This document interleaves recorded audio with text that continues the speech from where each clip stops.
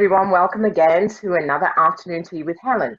And as always, I have my cup of tea here and in my beautiful English teacup, as always.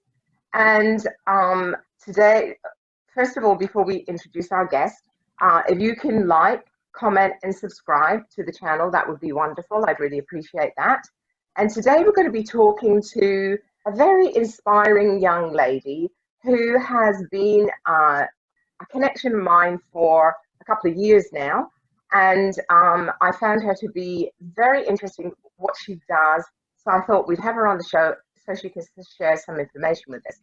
So introduce yourself, Laura. Who are you and what are you doing? Morning, Helen. My name is Laura Lavie, as you know, and I am an estate planning and probate attorney. My practice is located in Florida, but I'm also admitted to practice in New York and New Jersey, which is where I started practicing and where I grew up. So where did you grow up exactly? So I was born in Mexico City, which people never guess when they meet me, but I moved to northern New Jersey, a suburb of New York City, right before second grade. And I lived in New Jersey through college. I'm a proud graduate of Rutgers College. And after college, I moved to New York City to attend law school at Fordham University. Nice. So what made you get into law? Why law? It's a very, very interesting question because I studied biology in college. So many people, and I really loved it. And if I had it, I would do the same thing. I really love science, but I couldn't picture myself being a physician for various reasons. And when it came close to graduating, my parents said, what are you going to do with this degree? We don't envision for you, based on how we know you, to be sitting in a lab doing research. What do you think you're going to be doing? And so that's when I decided that I would go to law school. So that's a big leap, biology to attorney. That's a big transition there. So tell us a little bit about your law practice. What law do you practice and what do you love about it? So it's not as big of a leap as you would think, because a lot of science is based on gathering data and coming up with hypotheses and solutions. And that's not so different from the practice of law. The data is obviously different. The facts are very different. And based on how people watch TV and what people think of lawyers, they think of trials and excitement, and that's not my practice. My practice is focused on estate planning and probate and trust administration. So I really focus with issues of how people want to leave their affairs when they die, so that it's a smooth transition for their loved ones, and also discuss with them decisions regarding things that could happen at any time in life, but are more common in elderly people, which are the need to have someone make decisions for you if you're unable to make them for themselves. And most recently with COVID, a lot of people are very curious about what happens if I die, or what happens if I cannot decide for myself, who can make a decision for me. And I prepare those documents. And I also, once someone has been deceased or they're either a beneficiary or a trustee of a trust, I can help them and represent them in guiding them through their duties or obligations or rights, depending on who the person is. So it's an important thing to be able to have your affairs in order, so that if you become incapacitated or you die, that the people around you know what to do and it's all laid out for them. When would you suggest that people look into that? Should they be looking into it when they're born or when they're married? When's a good time that they should really do it? That's an excellent question, Helen, and a question that I get a lot, and also will addresses some of the resistance for people to do their planning. So anyone in the United States, anyone over the age of 18 should be cognizant of these issues. And the reason for that is because any single person that has a driver's license that's legally an adult, the United States has a law that does not authorize the release of any medical records to someone that hasn't been authorized. So imagine you're an 18-year-old, you're an adult, you live with your parents, and you get into a car accident, and now you're in a hospital in a coma, and your parents don't know, and they start calling hospitals, and many times this law is misconstrued, and so parents can't even get information.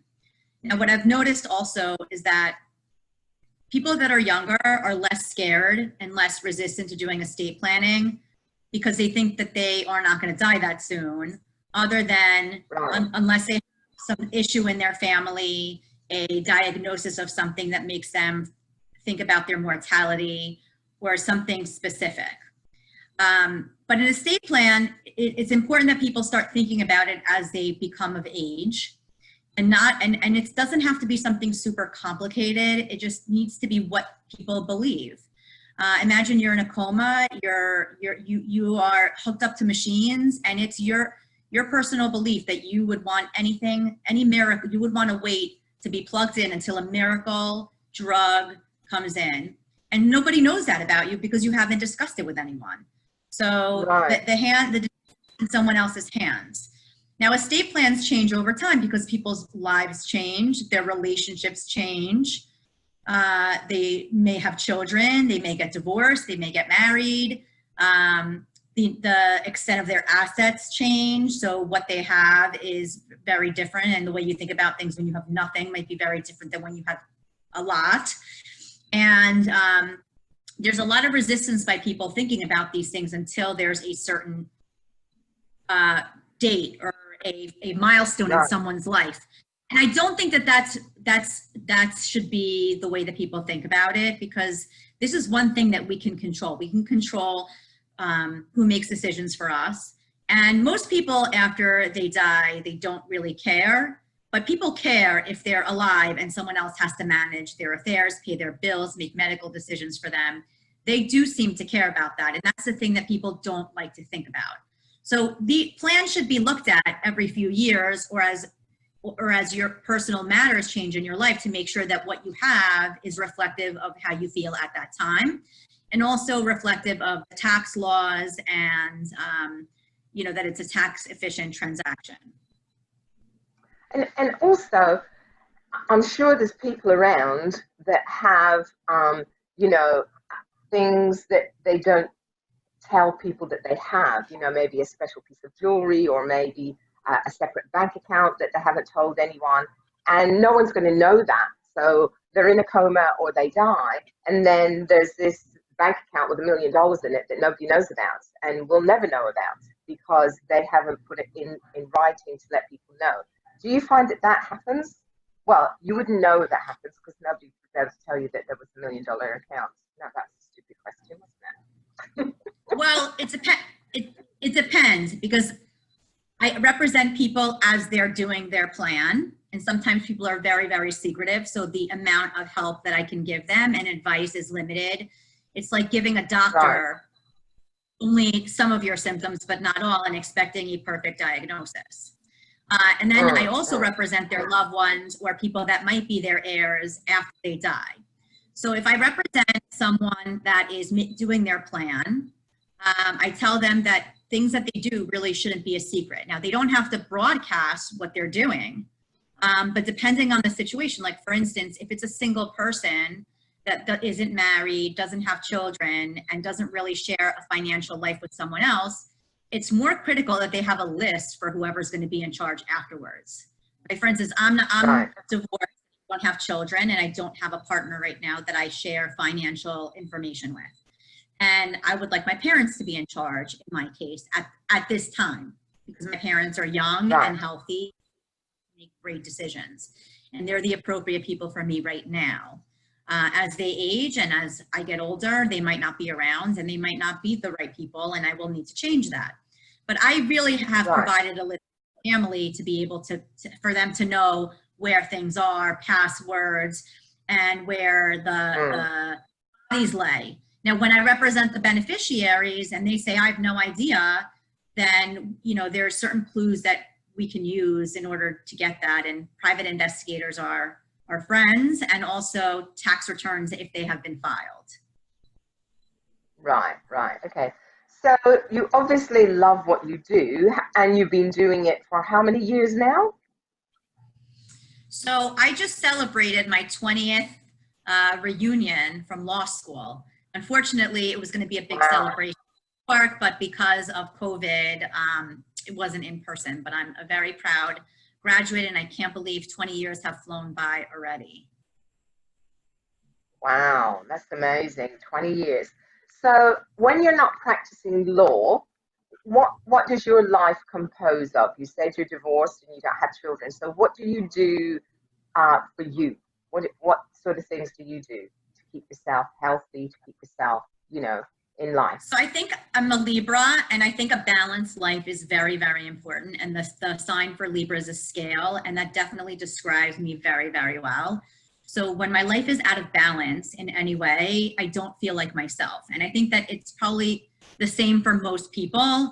I think it's important to be mentally healthy, physically healthy. So eating the right things, getting exercise. I mean, I'm by no means, an Olympian or training for the Olympics or any long distance race, although that's okay too. People love that. That's not my thing. I like to read. I like to spend time with friends and family, and I really like to travel. So the past few months have been a little bit different in the sense that I haven't seen that many people other than how we're having this meeting, this lovely tea, which is very nice, but is no substitute for interaction with humans. I miss traveling, and I've been reading a lot more. I've been trying to expand my knowledge in other things because I think the more you know about anything, the better professional you could be at whatever you dedicate yourself to. Oh, absolutely. So What are you reading right now then? I'm reading a book. I'm studying to get my broker's license for a Florida real estate broker. I have a lot of contacts out of state, and I think that it's very helpful to have the license. And so I've been trying to complete the studies and the final exam, and I'm very, very close, which was a project and not easy, but we're getting there within schedule. I'm reading, I recently joined one book club where we are reading a book I think it's called Ask Again, Yes, or Yes, Ask Again, something like that. I put it down for a few weeks because I'm moderating the discussion on June 10th, and I didn't want to read it too many weeks before the discussion. So I stopped at a good point, and I'm going to pick it up this weekend. And I just joined another book club where we're reading, it's more of a self-help book club, it seems like. So as soon as I finish that book and get through the book club moderating, I'll start a new book. Reading is good. Do you actually physically read, or do you do audio? I do both, but when I'm reading for a book club, I actually like to read. It's my preference to read an actual book, but it's more efficient to download it onto a Kindle or electronic device. Right. I have my Kindle, which has got hundreds of books on it when I travel, because in the old days, I'd take my books, but the books weigh so much. Whereas nowadays, you have a Kindle, it's in your purse, and it's got all these books on it. So I love my Kindle. I take it. It's so handy to take, and it's easy to read wherever you are. I love it. So if you were your values, your beliefs, your system for life in general, if you were to give someone going into law some advice, someone in college or someone that's thinking about going to college to practice law, what would be the one thing that you would want them to know? So there's two things, if you will allow me to give general advice and then also advice related to law. Someone that's interested in the law, absolutely try to intern or get a summer job with different kinds of lawyers to see the different things that lawyers do. Lawyers have very, very varied practices. And like anything else in life, I think it's important to specialize in something and understand that when you go to a specialist, you get a better service, someone that dedicates their time to a very specific study of law. And in my case in particular, estate planning is constantly evolving because the tax laws are changing. And that's an important consideration when people are doing their planning. Now, with any person, I would recommend that if something is so complicated to understand or doesn't make sense, then it's probably not right. It's probably not the right thing. Even with my planning, I think that there is a beauty in simplicity. I'm not saying that my plans are simple, but to the extent that my clients understand what they're doing, they're more likely to carry out what they have to do in terms of the plan. And if something's too complicated, people aren't going to follow it, they're not going to understand it, and it's going to fail. So in general in life, being practical and taking a practical route is often wise. Okay. And so what sort of things, tell us something that people, that you constantly come across that people have no idea about estate planning, and they have a misconception about what estate planning is. Do I have to pick one, or can I give you a couple? Well, pick two good ones. Two good ones. Okay.